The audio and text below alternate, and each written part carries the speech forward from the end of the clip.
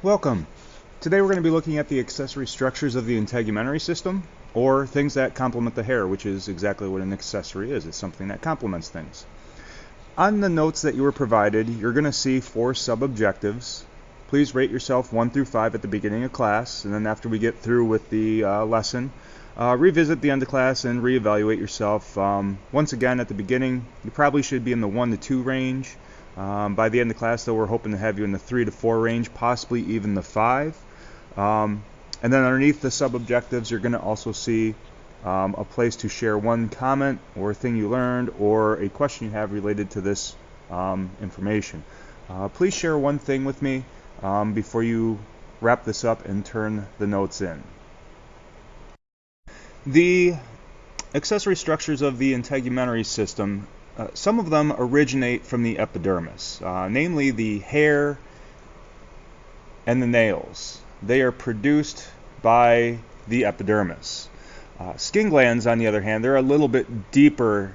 They start in the dermis, as we see with this sweat gland here, deeper in the dermis, but then they extend up through the epidermis to the surface of the skin. As long as the accessory structures remain intact, meaning these are unaffected, they will grow back after a skin burn. What we see happen, as we saw with the third-degree burns, they damage and destroy the epidermis, they damage and destroy the dermis. So if this sweat gland happened to be in the dermis and it was destroyed by a third-degree burn, that sweat gland, it would be kind of permanently gone. So severity of burns, they do affect our skin. It does leave scarring depending on the severity of the burn, and it also can affect some of our physiological functions like secreting sweat or growing hair. So if you notice somebody that has had a third-degree burn, you may notice that part of the skin is kind of very different than the unaffected areas. The first accessory structure we're going to look at specifically is hair, which is grown through a follicle. Hairs, we lose them all the time. Perhaps you've noticed in the shower, especially if you have longer hair, that there's a collection of hair on the drain pretty much after you get out of the shower every single time. We lose 20 to 100 hairs every single day, which is kind of strange that we don't go bald, but we have like 500,000 hairs on the surface of our head. So when we're only losing 100, that's not so much of a big deal. Hair, it grows for between 2 to 6 months, and then it stops growing. And it just kind of sits for 2 to 3 months, and then it eventually falls out and it's replaced by a new hair. This occurs when the actively growing region of the hair deep down in here is still going through mitosis. However, when these cells that produce the hair stop going through mitosis, you have baldness. So baldness occurs if a hair is not being replaced because the epidermal cells that produce the hair, they stop their function. Baldness can kind of be curbed a little bit. There's different products. You may have heard of Rogaine, which is something that you kind of would spray onto your head, and it's supposed to make sure that the hair, it kind of stays stuck inside the follicle rather than falling out. It just kind of retains the hair a little bit longer than the roughly 9 months or so that it's on our head. There's also hair transplants. This is where they would take hair from one region of the body or a different person entirely, and then they would individually, and I can't imagine how painstaking this would be, they would individually insert hair into each of these follicles and then kind of make it stick in there so that it looks like you actually have hair when in fact you're just getting plugs put in. Lastly, there's hair thinning supplements, which would be a conditioner that we would use in the shower. These things, what they end up doing is they end up taking the hair that you currently have and they make it look thicker. So you don't actually get more hair, you're just having the hair that you have still, it's just looking thicker, which kind of makes you look less bald than you actually are. Of all the hair that we have, 90% of it is growing at any given point. Only 10% is in the resting phase. Now there's hair all over our body, but not all hair is the same. We have hair on our eyelashes. Eyelashes are hair. Our eyebrows are hair on our arms, hair on our shoulders, chest, beard, hair on our legs. It's all different if you look at the texture of it. Hair is either classified as terminal hair or vellus hair. Any hair on your body that would be considered terminal would be the thick, coarse hair, like maybe beard hair or the hair on the surface of our head. Depending on age, chest hair, maybe even arm hair, once again depending on age, and it may vary from person to person. Vellus hair, on the other hand, is what would be considered peach fuzz.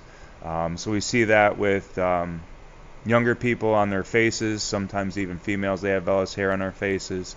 The hair that we see on the shoulders here, that would be considered vellus hair. So terminal hair, thick and coarse, vellus hair, the peach fuzzy type of hair, both are produced in the same fashion, which we'll talk about shortly. So let's talk a little bit about hair growth. Hair grows from the epidermis. So let's take a look at the next slide here. You have the same picture I'm about to show you on your handout. Feel free to jot down anything you feel relevant. But let's take a look at it. Hair grows from the epidermis, which is actually up here, but we see the hair growing down here. What this picture does not do a very great job showing you is that the epidermis cells, all 5 layers, they actually kind of curve down and they completely surround this hair. And we'll just say, for the sake of the argument, this deeper dark brown stuff, which is saying is the internal sheath, let's just suppose that is these epidermal cells. As you can see, they completely surround the hair. That's important because the epidermal cells, they actually are what create hair. We'll talk more about that shortly.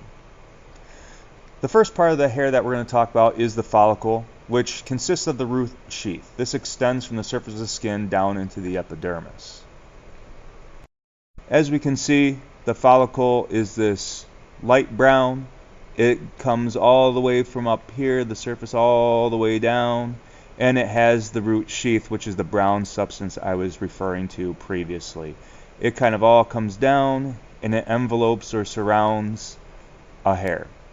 By the way, in this picture, what we're seeing is a cross section of hair, so it's hair that's kind of sliced in half so we can see the internal anatomy of the hair, whereas this one is what it looks like without actually cutting the hair in half. Hair follicles also contain the hair root. This is the part that is embedded in the skin. So let's check out the hair root. The hair root is this white part making up the middle kind of cortex inner layer of the hair. We can see that this is embedded in the skin and it is surrounded by parts of the epidermal cells on either side. Now, the epidermal cells that create hair, those are alive even though hair is actually dead. But since these cells are alive, they do need nutrients. They get nutrients from blood, like all cells in our body do. They get nutrients from blood. So these blood vessels that they get nutrients from, just like in our epidermis, because these are epidermal cells, they are avascular, they have a blood supply from the dermis. These blood vessels enter the hair follicle through what is known as the hair papilla. So let's check these structures out. The hair papilla itself is kind of this indentation region of the hair follicle. And the hair papilla, that's right in this region. We can see the dermal blood vessels kind of connecting to the hair papilla from the underside. And as we should know, epidermis is up here, dermis is down here. So we are saying dermal blood vessels because they are coming through the dermis. So now we're going to talk about how hair actually becomes hair. The hair that we see on the surface of our skin is actually old dead skin cells. It's produced kind of in the exact same fashion that the stratum corneum is. The basal cells within the epidermis, they're alive, they reproduce, they go through mitosis. And as they go through mitosis, creating new cells, all the cells that are beyond it or above it, they get pushed outward or upward. These older cells, as they get pushed upward, they keratinize just like in the epidermis. They die just like in the epidermis. What's different is the cells within the hair follicles, they become ultra compacted.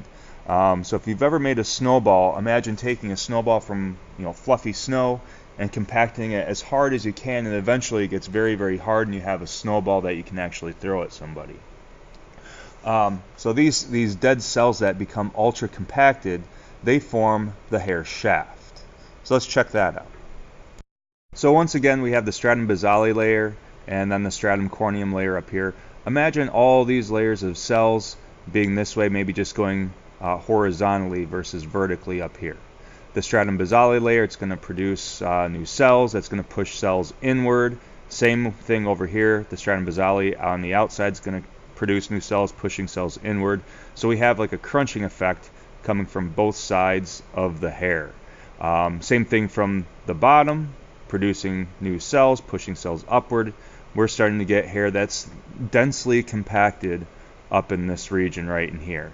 And as these cells continue to push and push and push, hair is forced nowhere to go but up, and then it finally extends through the surface of our epidermis, and then we have the exposed hair on the outer surface of our skin. Next, we're going to talk about hair color. Each person has different hair color, so we're going to talk about what contributes to hair color. As with our skin color, it's largely controlled by genes. However, as you may know, when you go out into the sunlight can change the color of your hair just like the sunlight can change the color of your skin. Well, what actually gives our hair its color is a form of melanin similar to the form of melanin within our skin. Only there's different types of melanin. There's eumelanin and pheomelanin. And as we can see in this picture, there's varying degrees of hair darkness and even different shades. So we have dark brown to lighter brown, blondes, reds, tans, etc. Eumelanin, this creates hair that is in the range of brown to black hair. Now, how dark brown or how dark black will the hair be? Just like in our skin, it depends on the amount of melanin that happens to be present. If there's a lot of eumelanin present, you're going to have dark brown or dark black hair. If you do not have a lot of eumelanin, then your hair is going to be on the lighter end of the spectrum. Pheomelanin would produce hair that's in the blonde to reddish range. Once again, how deep dark blonde or how light blonde or red is your hair going to be? It depends strictly on the amount that you have. White hair, on the other hand, this would be in the form of a person that has no eumelanin or no pheomelanin. They would have albino hair color. So that would be just white. What you're going to see popping up on your screen are a series of questions tied to hair color. You're going to be asked about what type of melanin is present at you or pheo, and how you know that. So be prepared for those questions as they pop up. The last thing that we're going to talk about related to hair is our goosebump muscle, which is the erector pili muscle. The erector pili muscle, it attaches deep down in the hair follicle, and it is exactly what I just said. It gives us goosebumps. It is smooth muscle, and smooth muscle is involuntary. There's skeletal muscle, which attaches to our skeleton. We can voluntarily use that muscle when we choose to. All smooth muscle, it's different than skeletal muscle. It's built differently. We cannot control it. So it just kind of functions on its own. When we get chilly, it contracts, and as it contracts, it pulls on the hair, making hair stand upright. So as mentioned, it attaches deeper down to the hair follicle. It's controlled by nerves that originate in the brain, go through the spinal cord, attached to these muscles, and when stimulated, these muscles contract, giving us goosebumps.